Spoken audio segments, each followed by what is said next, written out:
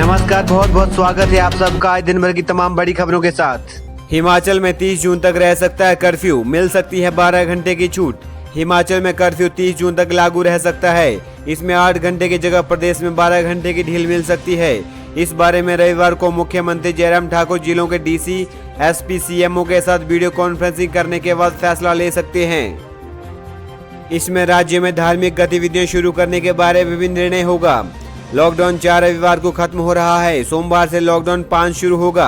केंद्र सरकार के इस बारे में गाइडलाइंस आ गई हैं। राज्य सरकार इन दिशा निर्देशों का अध्ययन कर रही है। चूंकि 1 जून से सुबह 7 बजे से सायं 7 बजे के बीच बसें चलनी हैं, ऐसे में माना जा रहा है कि कर्फ्यू का वक्त भी शाम 7 बजे सुबह के 7 बजे के बीच ही रहेगा। हालांकि इस संबंध में कोई भी निर्णय आज रविवार को ही होगा। इसके अलावा कौन कौन सी आर्थिक गतिविधि शुरू होनी है, इस पर भी फैसला लिया जाएगा। केंद्र सरकार की गाइडलाइंस के अनुसार धार्मिक गतिविधियां शुरू होनी है, तो यह भी यहां आरंभ होगी। मुख्य सचिव अनिल कुमार खाची ने बताया कि राज्य सरकार इसके बारे में फैसला रविवार को लेगी।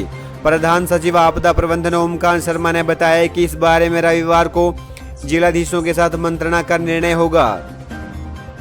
इसी के साथ हिमाचल में 72 दिनों के बाद दौड़ेंगी बसें। जाने कौन से जिले में क्या रहेगी व्यवस्था। हिमाचल में 72 दिनों के इंतजार के बाद 1 जून से सशर्त बसें चलना शुरू हो जाएंगी। सरकार ने इसकी अधिसूचना भी जारी कर दी है। अधिसूचना के अनुसार कुल्लू और बिलासपुर में अपने ही जिलों में बसें चलेंगी, जबकि अन्य जिलों में प्रदेश भर में बसें दौड़ेंगी। 12 घंटे के बाद के रूटों पर बसें नहीं चलेंगी। ये बसें सुबह 7 से शाम 7 बजे तक ही चलेंगी। बसों के साथ 1 जून से टैक्सी, ऑटो और निजी वाहन भी चलाए जाएंगे। परिवहन मंत्री गोविंद ठाकुर ने आरएम और अधिकारियों के साथ वीडियो कॉन्फ्रेंसिंग करके पुख्ता इंतजाम करने के निर्देश भी दिए हैं।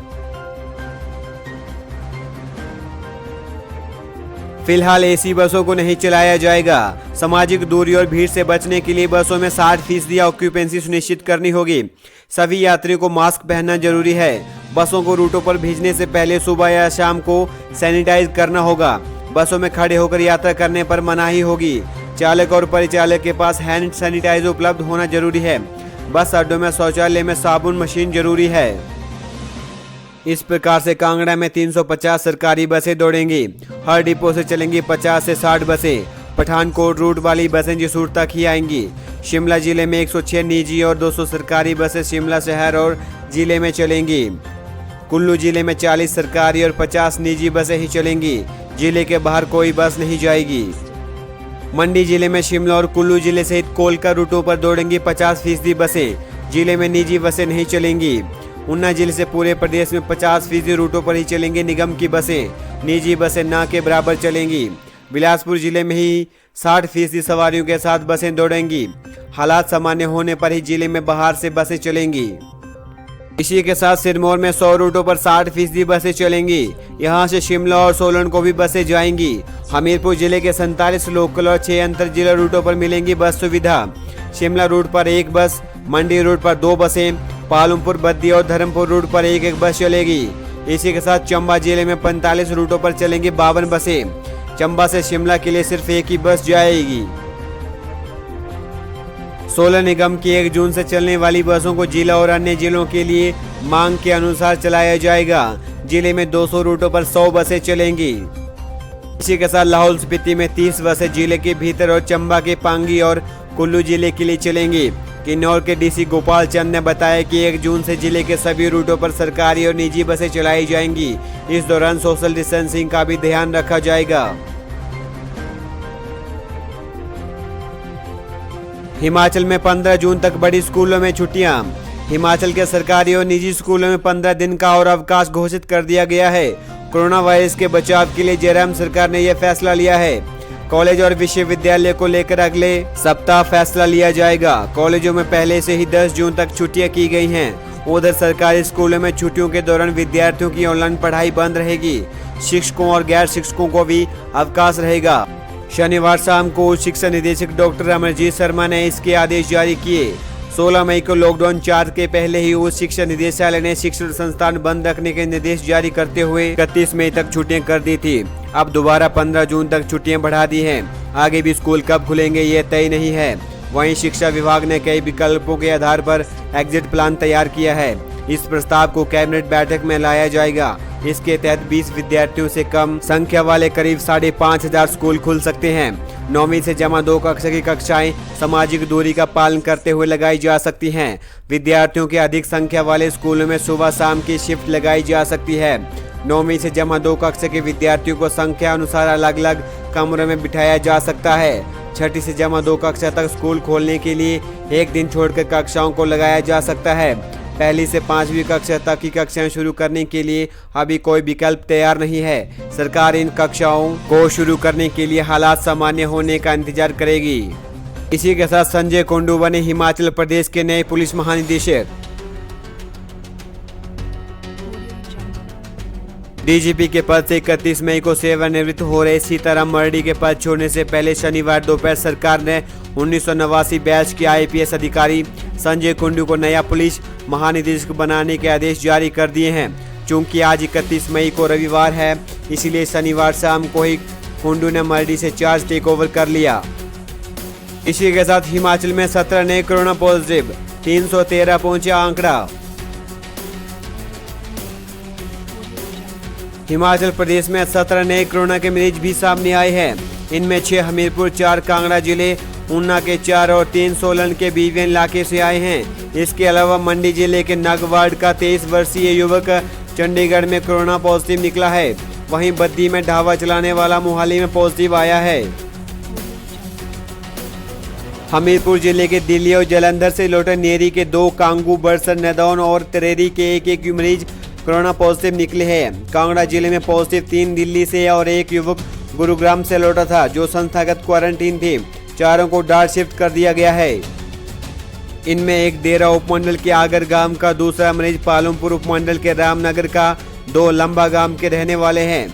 उधर सोलन जिले के बीबीएन में यूपी से आई महिला जो पॉजिटिव निकली थी, उसके 11 साल के बेटे की रिपोर्ट भी पॉजिटिव आई है, जबकि महिला के पति और उसकी 3 साल की बेटी की रिपोर्ट नेगेटिव निकली है। इन्हें काठा अस्पताल में रखा है। सोलन जिले में भी देर शाम 2 नए मामले सामने आए। दोनों दिल्ली से लौटे थे और बीबीएन स्थित राम शहर में क्वारंटीन थे। वहीं ऊना जिले में भी देर शाम 4 कोरोना पॉजिटिव मामले आए हैं। सभी मुंबई से लौटे थे और क्वारंटीन थे। डीसी ऊना संदीप कुमार ने पुष्टि करते हुए कहा कि सभी कोरोना संक्रमित बंगवाड़ा उपमंडल के हैं। प्रदेश में अब तक 313 कोरोना पॉजिटिव आ चुके हैं, जिनमें से 115 ठीक हो चुके हैं, जबकि 199 एक्टिव है। 5 की मौत हो चुकी है। हिमाचल प्रदेश में 12वीं कक्षा के भूगोल विषय की परीक्षा तिथि घोषित। हिमाचल स्कूल शिक्षा बोर्ड जमा 2 कक्षा की लंबित पड़ी भूगोल विषय की परीक्षा 8 जून को लेगा। यह परीक्षा सुबह 8:45 से दोपहर 12 बजे तक होगी। नियमित छात्रों के लिए 210, जबकि राज्य मुक्त विद्यालय एसओएस के परीक्षार्थियों के लिए 93 केंद्र होंगे। एचपी बोर्ड के अध्यक्ष डॉक्टर सुरेश कुमार सोनी के अनुसार 23 मार्च से स्थगित बोर्ड की परीक्षाओं के 2.5 माह के बाद ऐच्छिक विषय भूगोल की परीक्षा तिथि घोषित कर दी है। बोर्ड के अनुसार इस 3,748 रेगुलर छात्र, जबकि एसओएस के तहत 587 छात्र परीक्षा देंगे। इसमें सामाजिक दूरी और फेस मास्क पहनना अनिवार्य होगा। विद्यार्थियों को सैनिटाइजर या साबुन से हाथ धोने के बाद ही परीक्षा भवन में प्रवेश मिलेगा।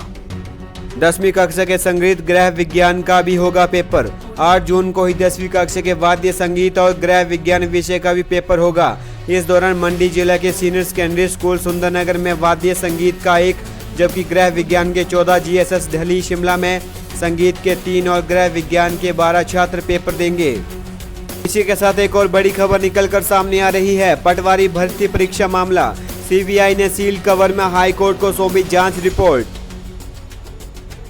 सीबीआई ने पटवारी परीक्षा में हुई कथित धांधली की जांच रिपोर्ट सील कवर में हाईकोर्ट के समक्ष दायर कर दी है। न्यायाधीश तरलोक सिंह चौहान और न्यायाधीश सीबी बारोबालिया की खंडपीठ ने इस मामले में निदेशक लैंड रिकॉर्ड के दायर शपथ पत्र के अवलोकन के पश्चात मामले की जांच सीबीआई को सौंप दी थी। मामले पर सुनवाई 1 जून को होगी। न्यायालय ने पाया था कि परीक्षा में पूछे गए 100 में से 43 प्रश्न पहले ली गई परीक्षाओं से लिए गए थे। कोर्ट ने प्रारंभिक सुनवाई के दौरान इस बात की संभावना जताई थी कि यह परीक्षा कुछ अधिकारियों ने अपने चहेतों को फायदा पहुंचाने के लिए ली थी। इसके चलते इस मामले की आगामी जांच सीबीआई को सौंपी गई।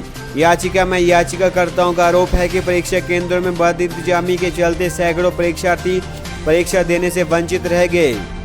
कई परीक्षार्थियों को गलत परीक्षा केंद्र देने, 2-2 परीक्षार्थियों को एक ही रोल नंबर देने, प्रश्न पत्र बांटने में देरी जैसी कई घटनाएं होने से परीक्षा में बड़े स्तर पर गड़बड़ियां हुई हैं, जिस कारण सैकड़ों परीक्षार्थी परीक्षा देने से वंचित रह गए। विज्ञापन के अनुसार 1194 पदों पर यह भर्ती होनी है। इसी तरह की तमाम और बड़ी खबरों को जानने के लिए मेरे चैनल को सब्सक्राइब कीजिए। नमस्कार।